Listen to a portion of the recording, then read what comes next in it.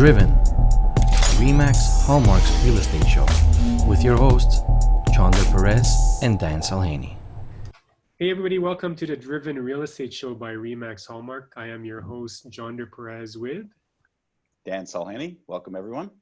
Welcome. And we are here to interview our very special guest. And just to give you an idea, he is one of our Remax Hallmarkers out of our Bayview Village office. He's the recipient of the prestigious Remax Circle of Legends Award. So needless to say, he has many fantastic years of industry experience.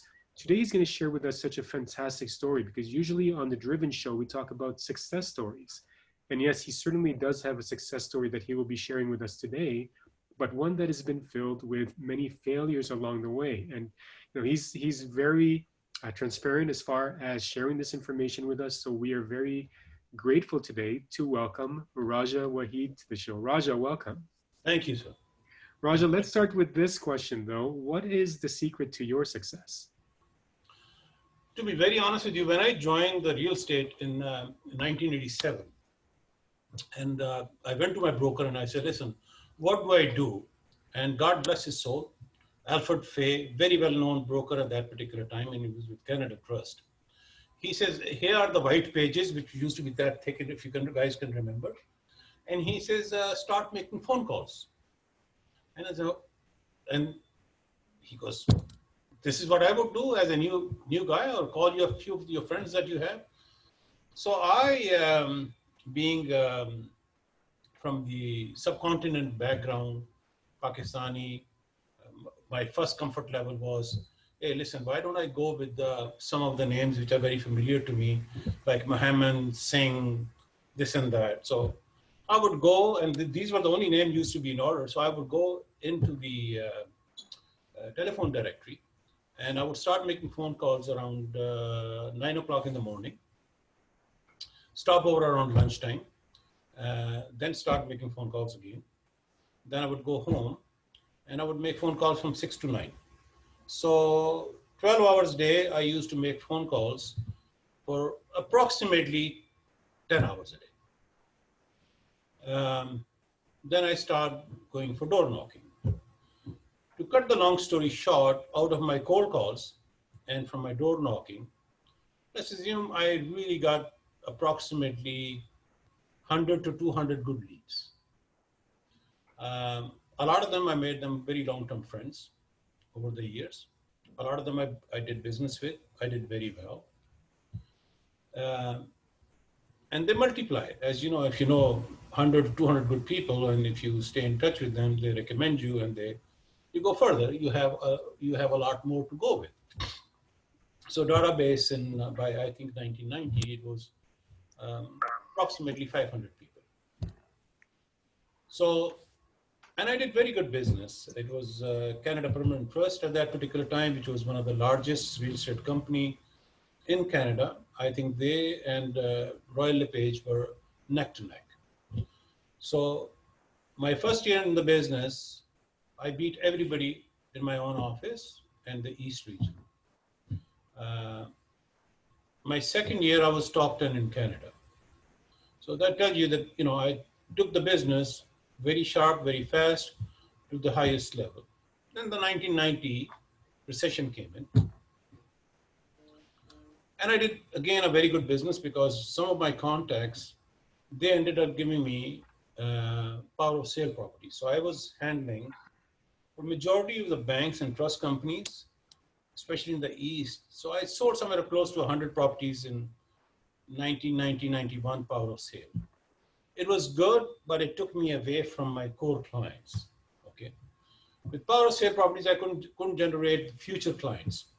So here is where my fault was, and this is where I had regrets. That while I was very busy, the failure that I feel, Johnder, that I discussed with you, is number one, is that when I was doing good, I had people that I felt very sorry about and got them in my team. That was number one. And mind you guys, I had a lot more hair than all of you put combined at that particular time. No mustache, baby face, and I grew mustache. I said, listen, I need to look at least somebody reasonably age to have somebody's $150,000 investment. So that was the reason. So I grew the mustache, and before I know, I started losing hair also, and so I really starting to look aged. But that was the reason. So I out of sorry, there were a couple of guys who used to work in the office. My own brother also, um, great kid, but not driven. And I had all along I had some guys who did not share my vision in how to excel in life. So one of my biggest failure was that I couldn't attract the right person, or did not get the right person to work with me and to move with me, because I am a family oriented. So I thought, okay, listen, if I keep my family, they will be getting benefit. I will have a benefit also. And some friend who really need help, they're not doing great. So, let's take them along the ride, and hopefully they will do very good.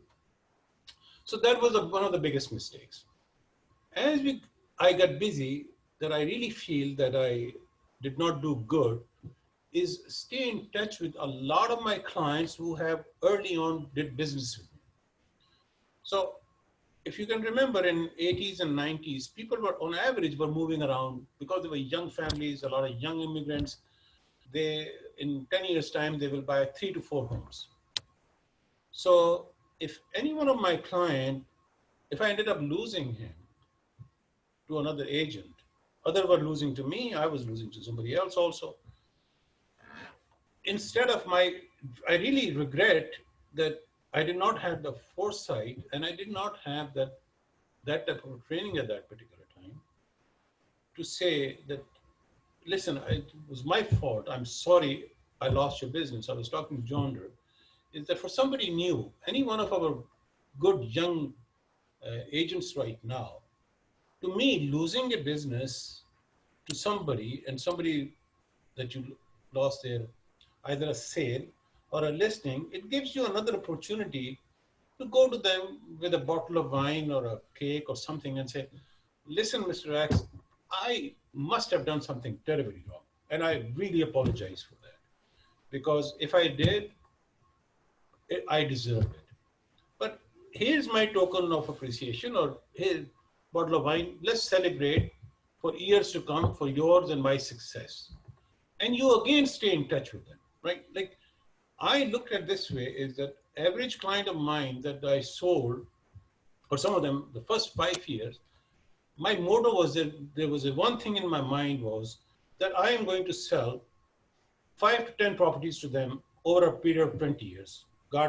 If God gives me life. And with majority of them, I did that, so I'm not worried about those guys. I get annoyed sometimes to myself to a certain extent. I don't regret, but I feel that, like for my own children, but both of my boys, as Johnder knows, both are in the business of selling real estate. And I tell them, I say, listen, there's no mistakes in this. There's no failure. The failure is when you know that you can correct and you don't correct. These majority of the things that we get very passionate about it, that, oh, I lost the listing. And what we do in that particular case, we never want to talk to them again. That happens. It happened to me almost 95% of the time. It might happen to somebody 50% of the time or 80% of the time. But everybody needs to look into themselves and see that, listen, if you lose a business today and you're a 30-year-old, and God give you a long life, and if you're going to be in the business up to age 65, do you really want to keep missing that business for next 35 years? So it is extremely important in my view now that I look back and say, how, if you have clients who are very good, how to maintain them, okay, how to keep them going. And a lot of you are very, very good, including me. We maintain our friends as long as they're doing business with us, or we have a certain amount of interaction with them. But the one who doesn't, or who we missed the business in last 2 years, 3 years, or 5 years, how do we go back to them? And I say, something, the best solution is pick up a bottle of wine, pick up a cake, pastry, whatever you want, go knock at the door and say, guys, here I am. Okay, that's one thing. So this is from prospecting point of view that I did. Second thing, the note I tell you is that I always say that my success, if I call myself a successful guy, and I always have a slash, I think I'm more lucky and I'm at the right time, at the right place than anything else. I'm the least hardworking guy among 900 of Remax Hallmark agents. The least, honest to God. And this business gives me that flexibility to do so. Okay.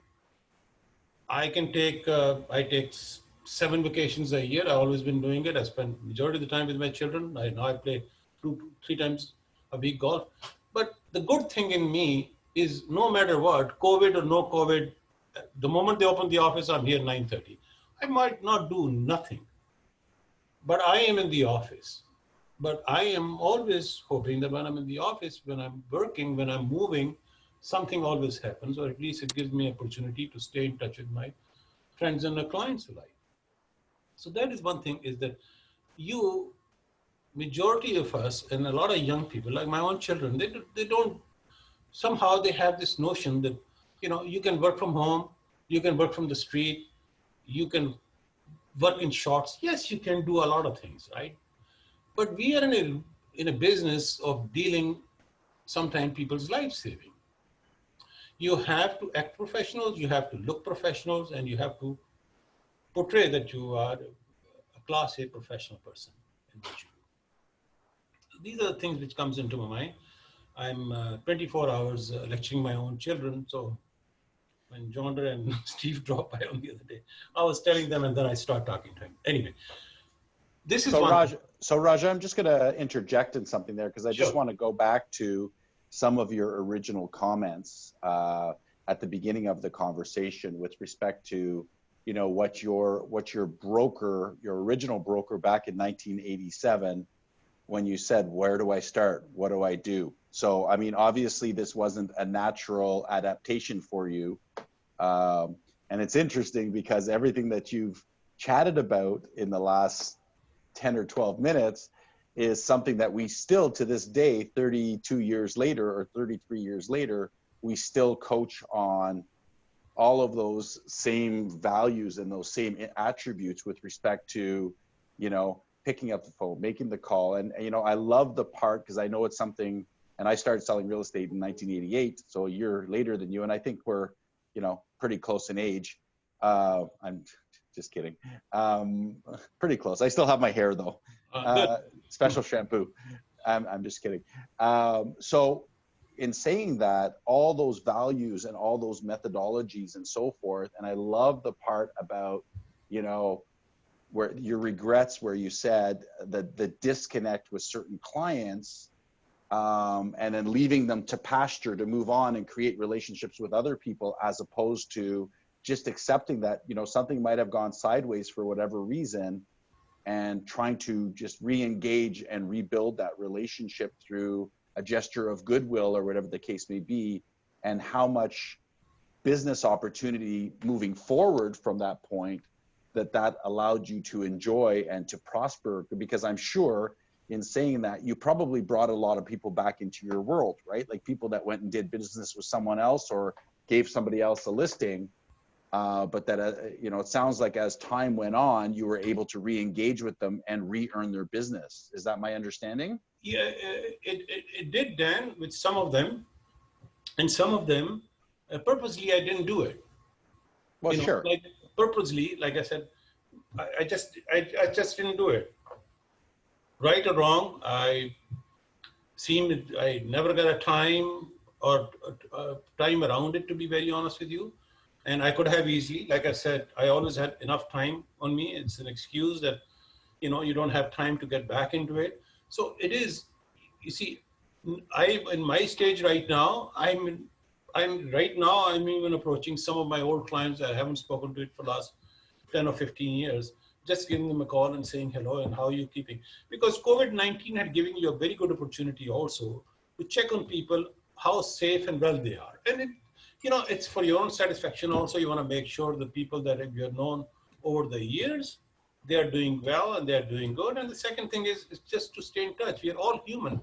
People don't remember things. They don't remember animosities against each other for any more than 10 or 15 days or a month or a year. So, I never done anything wrong with anybody to deserve that. Somebody will be having an animosity from me for next 10 or 15 years anyway. So Raja, when you're reaching out to them now, are they happy to hear from you? Well, they're ecstatic about it. So they're really, really happy. So we had a coaching moment this morning. The reason I say that, we had a coaching moment this morning where we shared a Tom Ferry script, which was exactly what you just hit the nail on. So it's just coincidental that it's all lining up. So I didn't attend the meeting. I usually don't, but it's a great thing.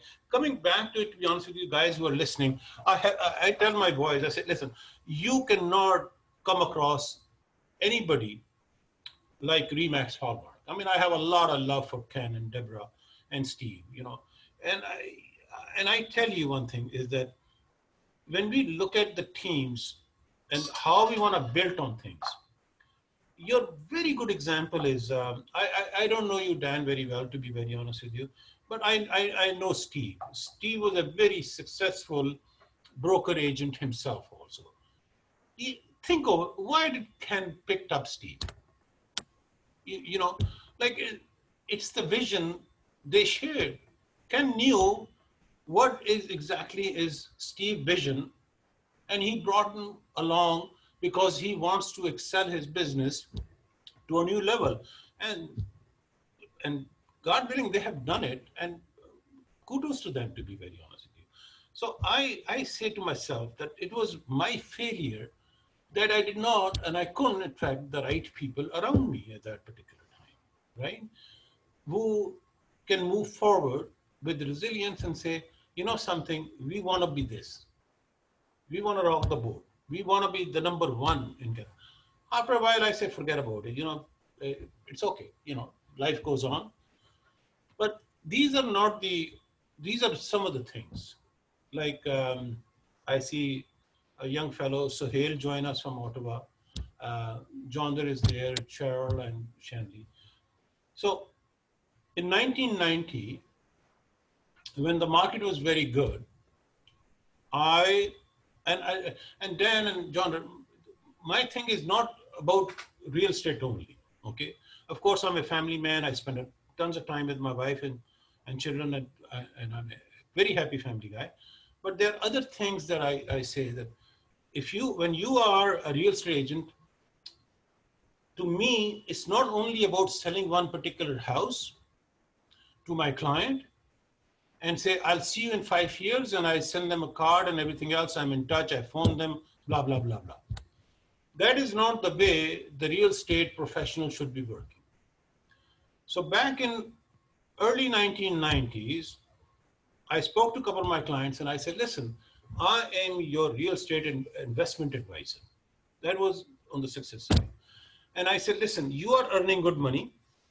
I want you to buy one condo every 3 years.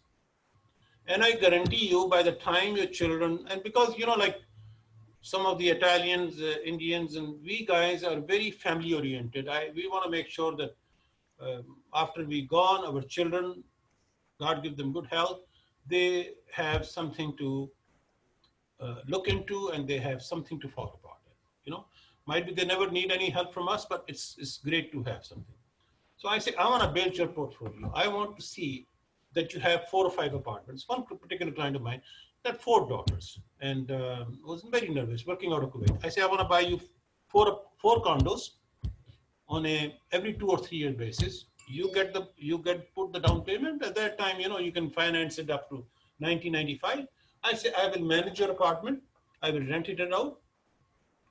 And I will look into this thing for you. So we start doing that. And I start doing that for around 40, 50 of my clients. So over the period, we sold builder's plan, blah, blah, blah, as you know how everybody had done it. But mine was a very solid commitment that I will sell, I will manage, and I will resell. So majority of the clients stayed with me. Usman and Gibran, my both boys, they managed the rental. So at one time we might have 60, 70 apartments in downtown Toronto, which were under our management, and we made good money. But the beautiful thing is that majority of my client ended up buying more than 4 or 5 apartments from me over the years. From 1995 to might be 2016, 2017. Average one of them, at least more than 5. I made them a lot of money. I made them tons of money. I was with one friend of mine today, and we were talking about it, and I say, you know something? A lot of my guys, when they come over and they talk about when they're selling, they say, Raj, can you reduce the commission? I say, you know, they don't realize it, what I have done for them. I made them money. It was my pushing. It now when they sit down and talk, oh, we had the right vision at that particular time that we bought 2 condos. No, you SOBs, you didn't bought it. Raja sold it to you. I brought the projects to you that I really had the insight to it, and I sold it to you. I'm not looking for thanks. I'm not looking for anything. But it is for you and me to realize that we made a tremendous amount of difference in some of our young friends and clients by having them own the properties, 4 or 5 properties. You tell me now, anybody who have 3, 4, 5 properties in downtown Toronto condos, is he not a lucky guy? He's extremely lucky. So it sounds like, Raja, it sounds like you really took the lead with these clients. You believed in, so, you know, I listened to your failures when you were talking about making mistakes and not having the right people in your corner and so forth. But it sounds like these investor clients, they certainly had the right person. So you were their Steve, let's say, you know, because you had the vision, right? And they took their money and believed in this individual that could help them grow their vision. So it sounds like you know, I think that that's a big win and certainly a compliment to you that, and regardless of whether they say they bought this, that, and the other thing. Oh, that's good. Yeah, you having the foresight to say, you know, this is something that's going to take off. This is where Toronto's going over the next 25 to 30 years and where the growth is going to be.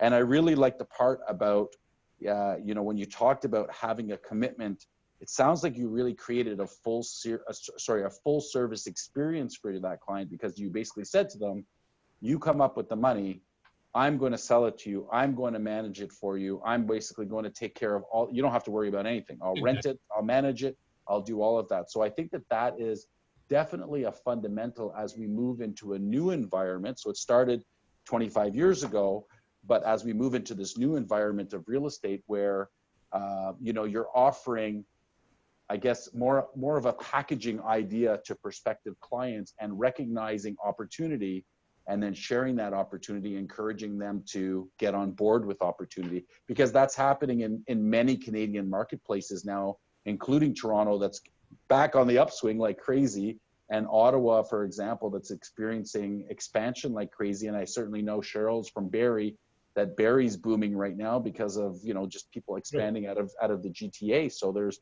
phenomenal opportunities, but it sounds like 25 years ago, you know, you had this vision and helped people grow their wealth and so forth. So, and I'll add to what Dan is saying. So Raja, I was driving by, like I drive by a couple of times and I see your big sign on a piece of land that you've sold in Durham area. And so when we look at your stellar career over many decades, please describe for us, did you start out in residential? How did you make a shift a little bit into a bit of, you know, commercial, because you do land and development as well for your clients?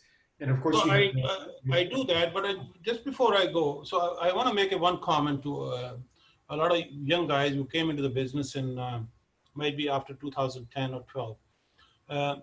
In 2017, my son started to say that, listen, Dad, this builder is selling too expensive and I don't feel comfortable. And I respect my children. I say, you know something, we don't want to sell something to our client where we are not comfortable. But I just want to tell you that the real estate cycle is a long-term cycle. Okay, it is not for 5 years, it's not for 2 years. You want to sell it, you can sell it in 2 years, 5 years if you're making money. But I really think that, guys, yes, we like our clients to sell the property. I tell my clients who doesn't need to sell, I said, don't bloody well sell. If you ever ask me to replace this property, I will never be able to replace this property for you in this type of price range. It's not a stock market which goes up and down, okay? You don't sell the property. You buy the property, you own the property. So my biggest thing comes to the young ones, even my own children also, is that you take the vision to your clients and your friend and say, listen, guy, you're a 22-year-old. You buy this property, you will thank me for the rest of your life after 15 years, because by the time you're 20, 25-year-old, you are rolling in dough. You cannot go wrong. There's no way they can go wrong. So you give them an horizon for 10 to 15 years time. It is not something that we are not real estate traders. We are real estate investors. We are real estate professional salespeople whose jobs is to find people the right home, but at the same time, give them the choices and recommend them and guide them to make a lot of wealth for them, okay? So our job is to go out there and sell. Our job is not to assess. You assess it for a minute from a market to market, $500 difference here and there, it doesn't matter. $10,000 to $15,000 price difference when you're buying and selling is not a big difference. If somebody gets tired of it, of $15,000 overpaying on a $700,000 or $800,000 property, tell them amortize over 5 years, and what it is, nothing. It's $2,000 a month. For God's sake, try to get a bigger picture. But my biggest thing is that for my fellow agents, for my own boys also, and what I regret, I did not invest enough. When the 1990s, the market went back, it really took a lot of steam out of me. By the time I got ready, I made a lot of people a lot of money, but for myself, I was kind of scared because I had 5 properties in 1990, and I really went through a lot of struggle. The good thing was that I didn't declare bankruptcy, but it was a lot of struggle. Thanks God for, at that time, I was having a lot of power of sale property, so it kept me going. But the idea is, guys, is that you invest in anything and everything that you see. Create syndicates among your friends, colleagues, people that you know. Buy land, buy a commercial property, buy homes. Even if you have a 20% share in it and you get to manage it and you charge management fee on it, and then you have a full control of the property, do it. This is the key thing. It's how you are going to create wealth for yourself, because making money in real estate alone is not going to take you very far. It's an expensive business to be in. There are a lot of costs. So your timely investments on a yearly or every 2-year or every 3-year basis, whatever your commitment is, whatever you can save out of it is the key thing. The only thing you will have left over after 25 years is what you save, and be very careful in your spending. Honest to God, I mean, I was stupid. I spent like money there's no tomorrow, because I had no guidance from that point of view. We should talk about agents who are making a lot of money. How much are you saving?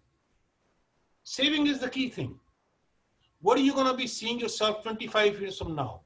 You need to put money in real estate, investment properties, income earning properties, commercial plazas, land development type of properties. Anyway, I can keep going on, but Johnder, sorry, you were asking me about from a commercial point of view. Well, you've explained it more or less. I mean, because you described how you started in the business. You had to pick up the phone book, dial some numbers, and of course you accumulated clientele that way. So what was your shift in terms of residential going into a more commercial investment type of business? Because you do certainly have background experience in so many different facets of the real estate business. How did that shift work for you? I was always very much interested in commercial. I was interested in business also. I sold businesses, but then I realized that all businessmen and majority of their agents, they were all a bunch of liars. They would make fictitious financial statements. They pass on to me, and a couple of my clients lost money. And I say, something, I am a man of doing my due diligence, and I'm very good in doing my due diligence. But if somebody is gung-ho on making fictitious financial statements, there's no way I can stop them. So I stopped selling the business aspect of commercial real estate. But from investment point of view, land and land development side, I think is one of the most exciting things that I have ever came across. And it's one of the most rewarding also.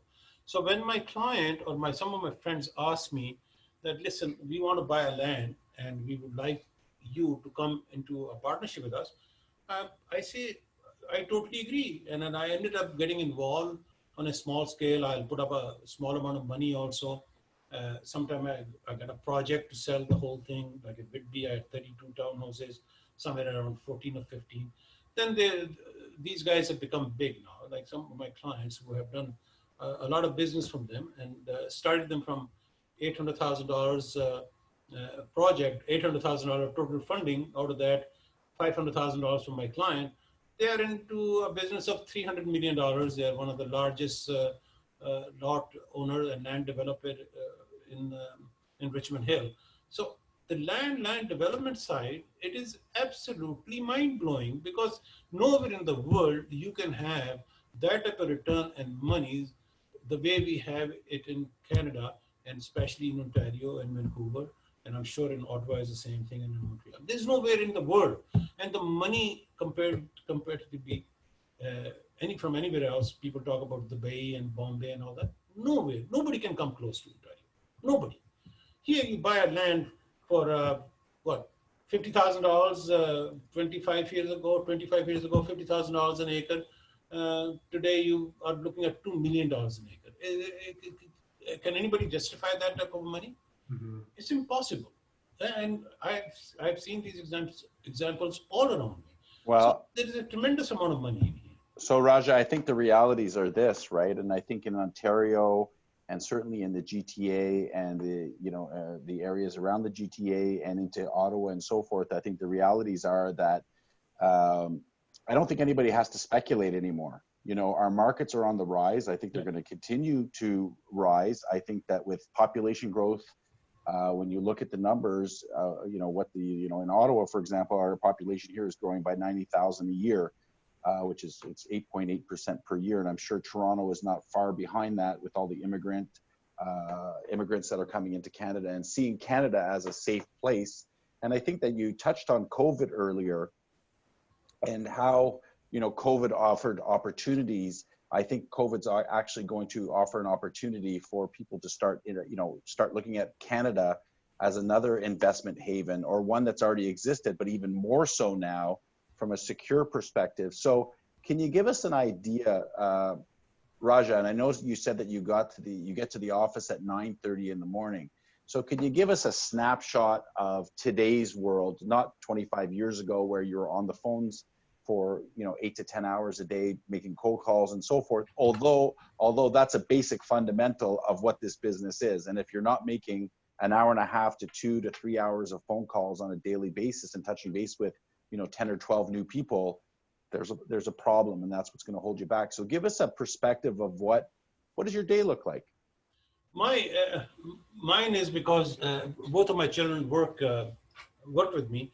So, early part of the day, I basically check with them what exactly is happening with the offer or the listings, where exactly our clients are, get in touch with them to make sure that everything is okay from a COVID-19 point of view also.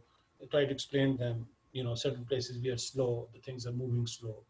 So keep them abreast with what today's market conditions are. My second half of the time is looking after some of the listings which are currently in the market, some which I've missed, and some where I had offers that from a commercial properties point of view. So I basically keep an eye, I do my research in the area, because like I can only talk about Toronto and the suburban. It is, there is a very small pocket where the future development is going to happen. And the development happens very slowly. Okay, it doesn't happen very fast.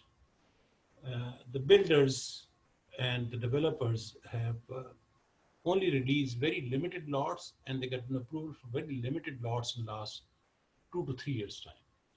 So, because remember, after the draft plan approval, once they get an approval for building homes, their next step is to go for servicing work. So if they go for a servicing work, that means they have to push millions of dollars into infrastructure development for bringing the services in.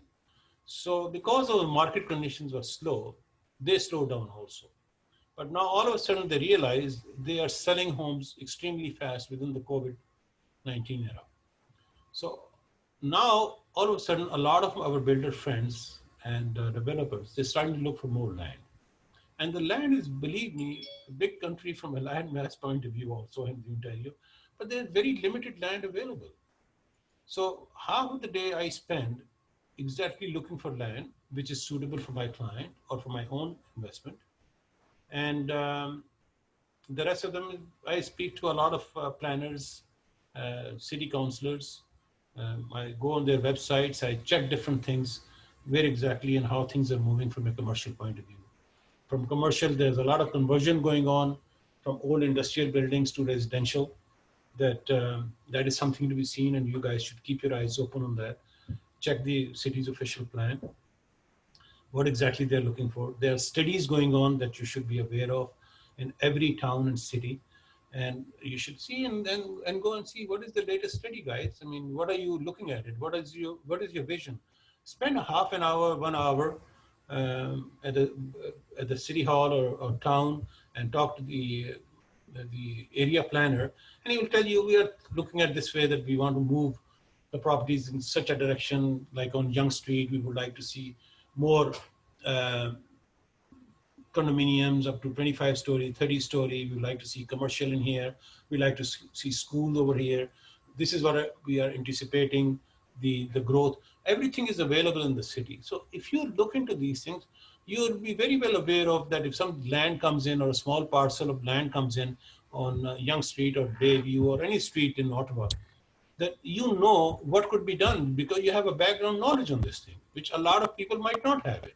So you can take a benefit. You can get a few of your friends and say, come on guys, let's buy it together. Let's leave it for next 3 to 4 years or 5 years time. It's all opportunities.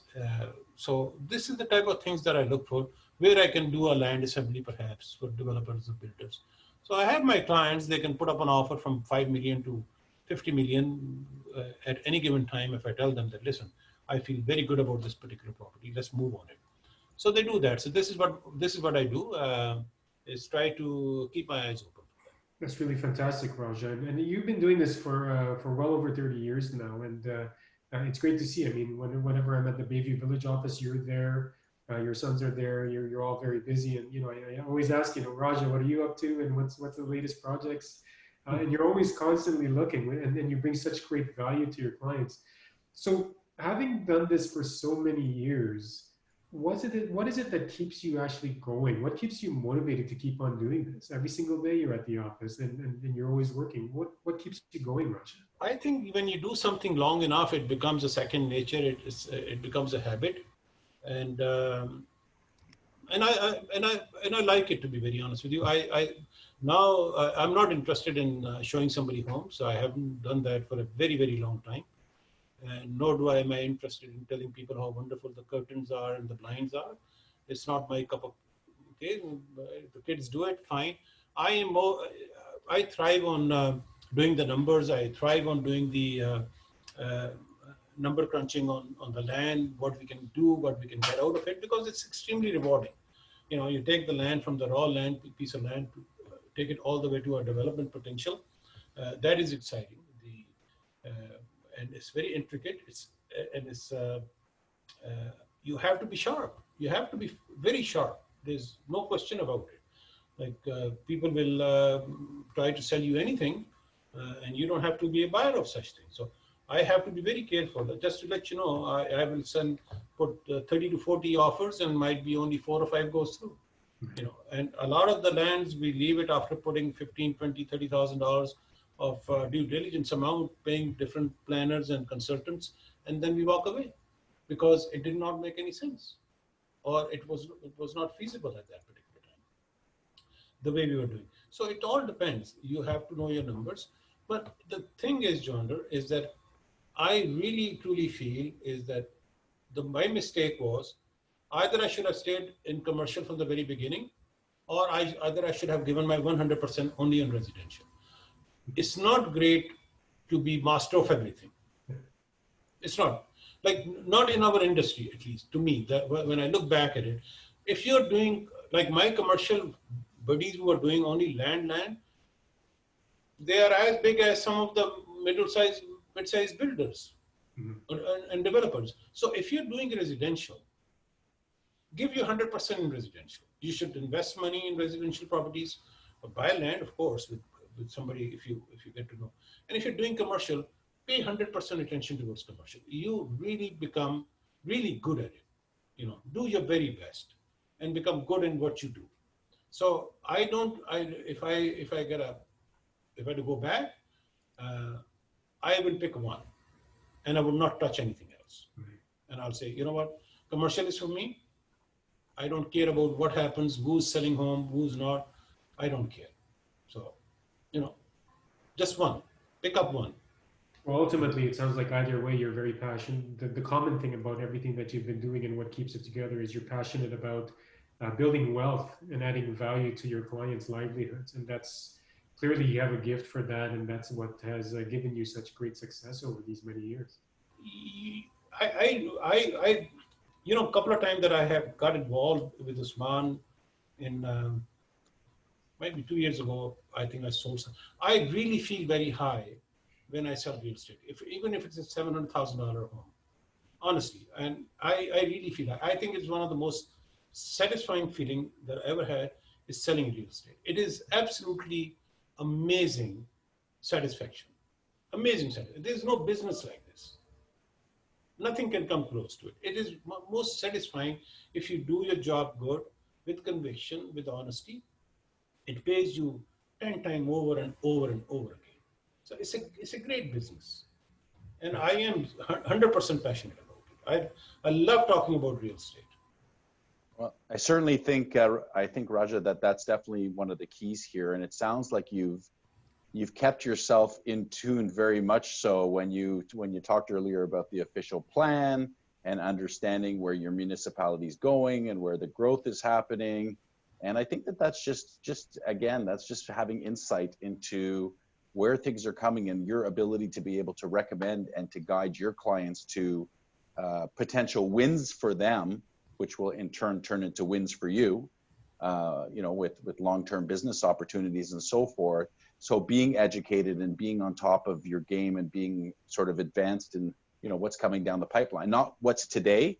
Yeah. It's about what's 10 years from now.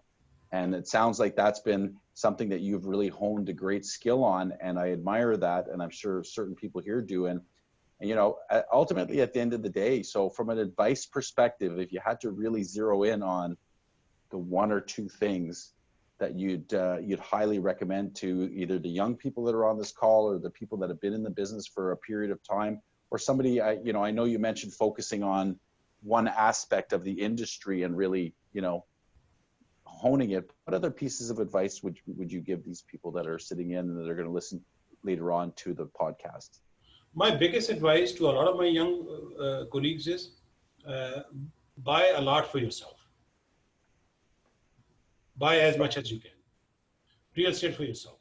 It doesn't matter if it's with partnership, doesn't matter if you create a syndicate. Listen, today the banking regulation is very tight. Tomorrow it will be loose. It all depends on market conditions. Find the ways.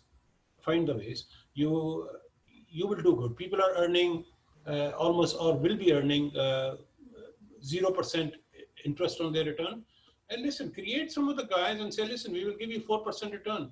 You come as a partner, hold your first mortgage on the property also. How can one go wrong? You tell me. You can't go wrong. You need to find people who are mind lacking and who can invest with you and they get benefit. I think I'm gonna give you a new nickname. I think I'm gonna call you Mr. Solution, because it sounds like regardless of whether it's a tough experience, a tough market, a down market, an up market, and this is, and one of my backgrounds that I have is about mindset and attitude. And I think it's just about looking at, regardless of what the circumstance is, There's so many great opportunities for people that just want to expand beyond just being that real estate agent, right? Everybody can be a real estate agent and do fine, and there's nothing wrong with that.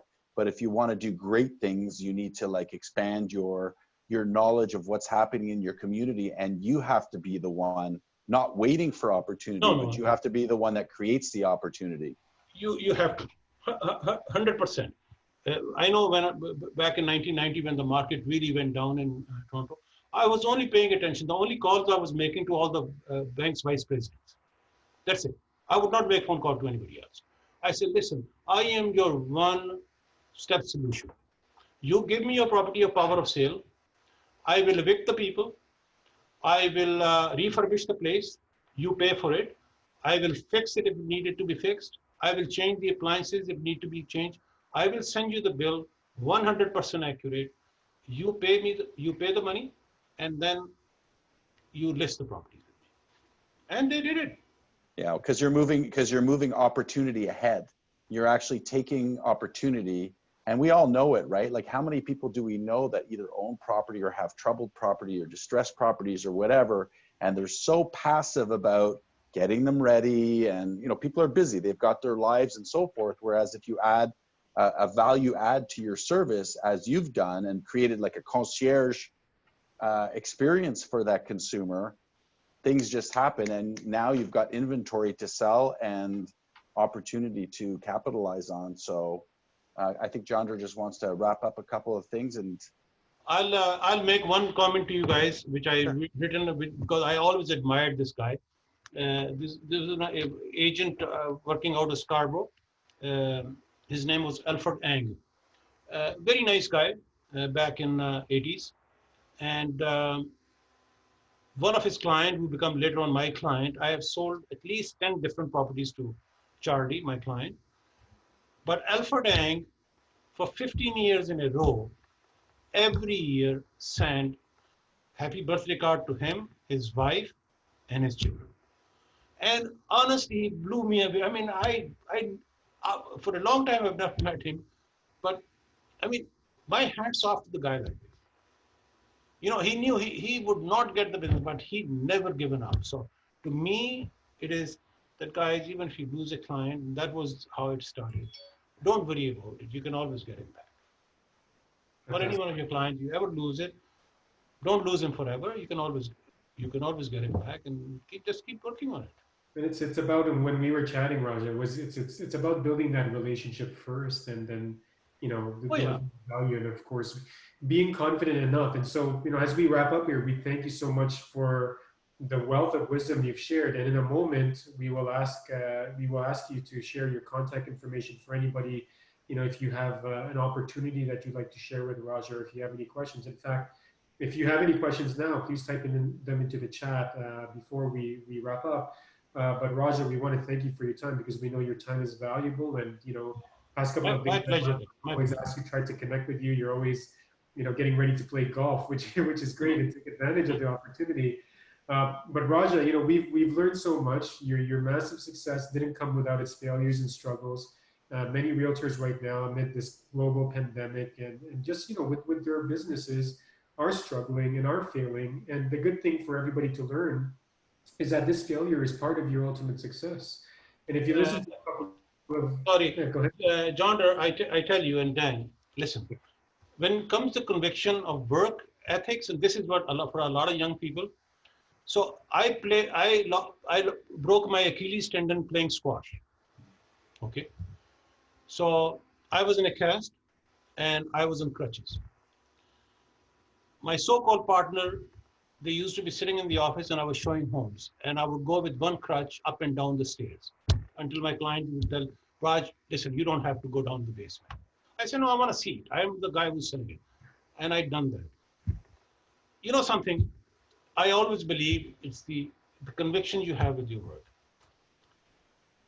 Guys, don't find excuses. I am a recovered, I had Bell's palsy. I had one patch on my eye. I look at people, they have a headache, they don't want to work. Mm-hmm. I had a patch on my eye and my face totally twisted. I never missed work. 2014, I had a lung operation with cancer. I went through chemo. I went through radiation. I would rest one day after coming to work. I can retire tomorrow, no problem. I will eat a little bit less. I will go on vacation a little bit less. Third day, I was in the office. It's your work your work is work. Just because you are running an independent business does not give you an excuse that you take months away. That's right. This is business. This is work. If you think you are working for yourself, sometimes consider that somebody else hired you. Okay, it might be your wife hired you or your husband hired you to go out there and do your best. So don't find excuses. I hate when people, even my own close ones, they come up with excuses. There's no such thing. Excuse for what? Look at Terry Fox, what he had done. Look at all the other great people in adversity. When they're down the most, they work the hardest. So there's a lot of crap we deal with. So these are some of the things. I mean, life has been great, no question about it. But you know something, we can do better. I think the best thing is always, God had given you strength and ability to do things. Use your full potential, for God's sake. Give you 100%, not 90%.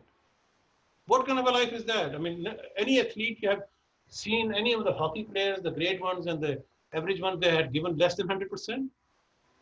Why do we give up not 100%? So these are the things.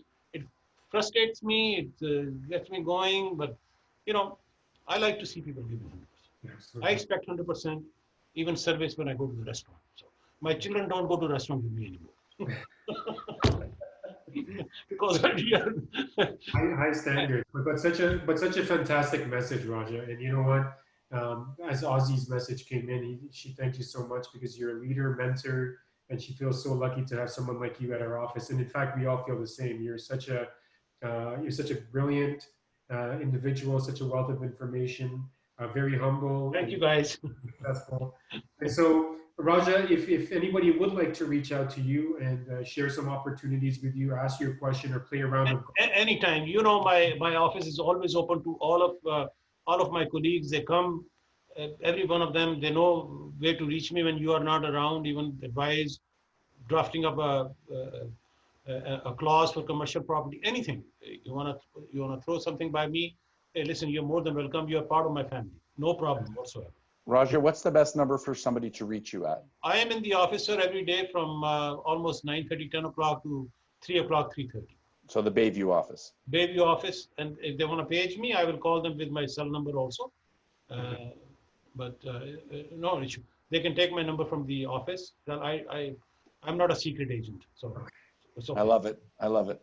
So feel free to reach out to Raja anytime. Raja, once again, thank you so much for sharing this fantastic hour with us. You've given us so much information. Most importantly, you've given us a lot of motivation and an expectation of how we should all be running our business with a high standard so that we can achieve. No problem. My pleasure, guys. You have yourself, all of you, a great day and a great year. Wonderful. Thank you, Raja, and thank you all for and I look forward to participating. meeting you in person. We will be golfing soon, sir. Thank you, sir. Have a nice one. You take care. as well. All the best. You as well. All the best, guys. Thank you. Wonderful day, everybody. Thank you, sir.